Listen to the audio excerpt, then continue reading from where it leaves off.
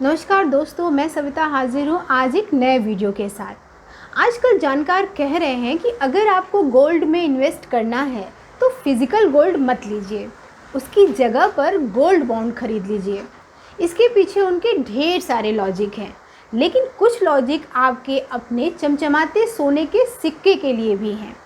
दोस्तों, आज हम आपको बताएंगे कि गोल्ड बॉन्ड किन मामलों में फ़िज़िकल गोल्ड से बेहतर है और किस मामले में फ़िज़िकल गोल्ड ज़्यादा अच्छा है। हम आपको ये सलाह नहीं देने जा रहे हैं कि आप फ़िज़िकल गोल्ड ले लीजिए या फिर गोल्ड बॉन्ड ले लीजिए।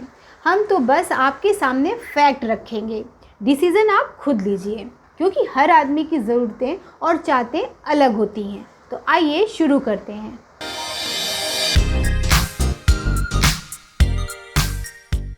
अगर आप इन्वेस्टमेंट के लिए गोल्ड में पैसा लगाना चाहते हैं तो आपके सामने दोनों ऑप्शन हैं। आप गोल्ड बॉन्ड भी खरीद सकते हैं और गोल्ड कॉइन भी।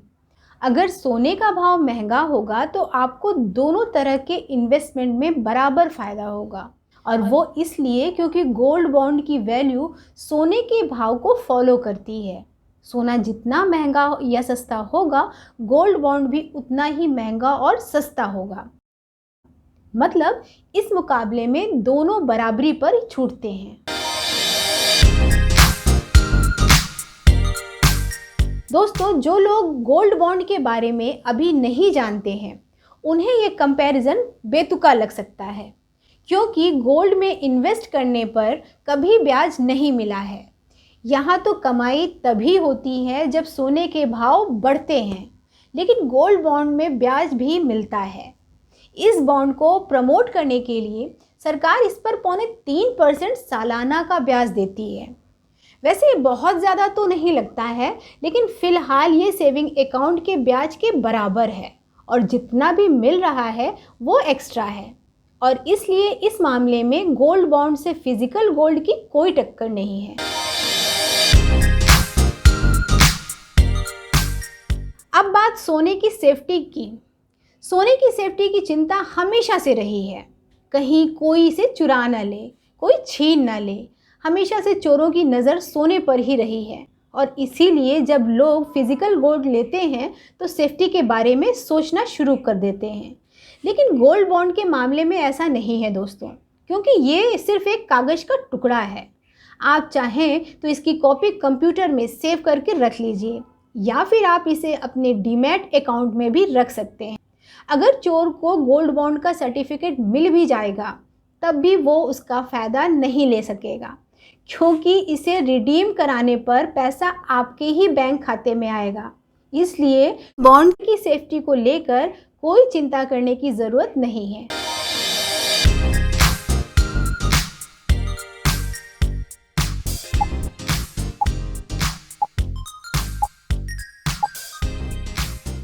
सोना खरीदने के पीछे यही कहा जाता है कि ये मुश्किल के समय में काम आता है। मतलब आपके पास कहीं से पैसे का इंतज़ाम नहीं हो रहा है तो आप अपने सोने को बेच सकते हैं या फिर गिरवी रख सकते हैं। अगर आप जल्दी में हैं, ये तुरंत बिक भी सकता है, क्योंकि सुनार हमेशा इसे खरीदने के लिए बाज़ार में बैठे हैं। लेकिन गोल्ड बॉन्ड के मामले में ऐसी छूट नहीं है। सरकार 5 साल बाद ही गोल्ड बॉन्ड के बदले पैसा देती है, वो भी तय तारीख पर।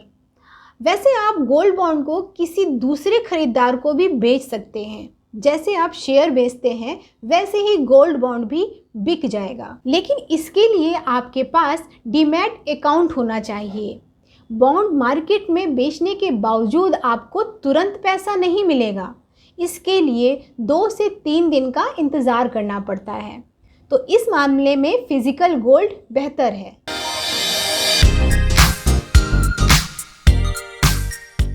सोने में मिलावट हमेशा से होती आई है।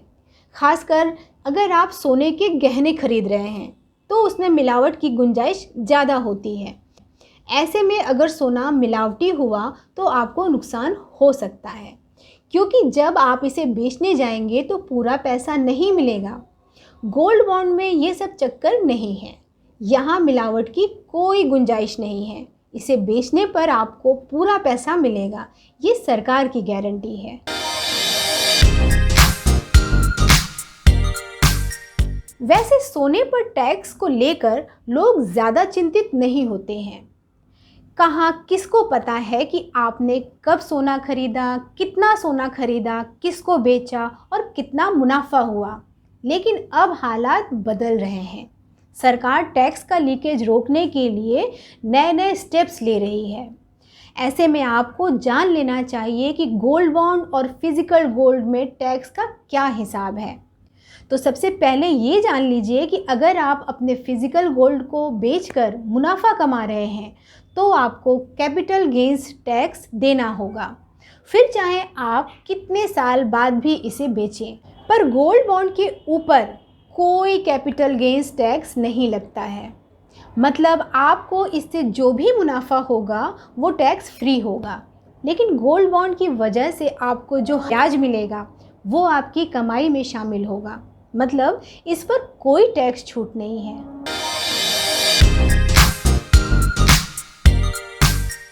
अगर आप फिजिकल गोल्ड खरीद लेते हैं तो वो आपका अपना हो जाता है।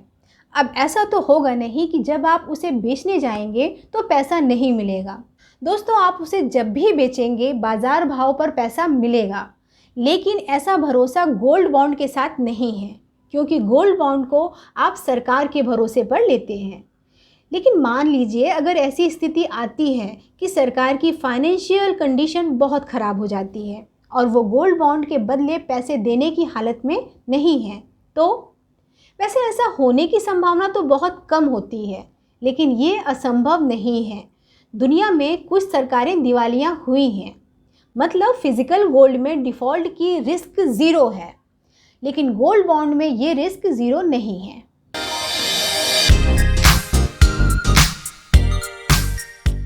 अगर आप चाहें तो ये कोई नहीं जान पाएगा कि आपने सोने के सिक्के खरीदे हैं। आप इसे बिल्कुल सीक्रेट रख सकते हैं, लेकिन गोल्ड बॉन्ड के मामले में आप इतना श्योर नहीं हो सकते हैं, क्योंकि इसमें बैंक इन्वॉल्व है।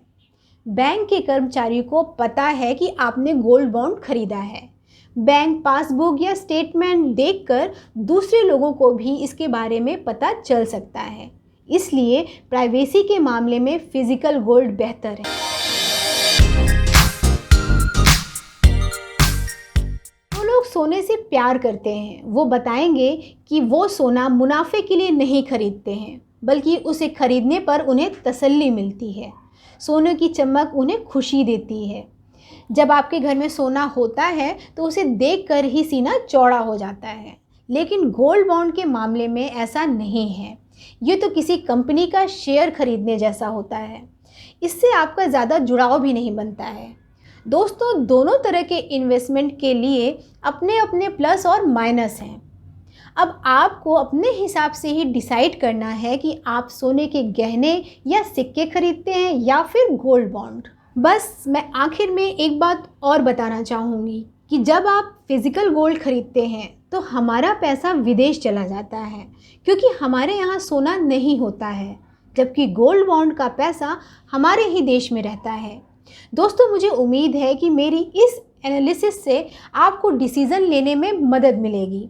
आप इस वीडियो को अपने दोस्तों के साथ ज़रूर शेयर करें और इस चैनल को ज़रूर सब्सक्राइब कीजिए, ताकि आगे भी आपको ऐसे ही यूज़फुल वीडियो मिलते रहें। और बेल आइकन को टैप करना ना भूलिए।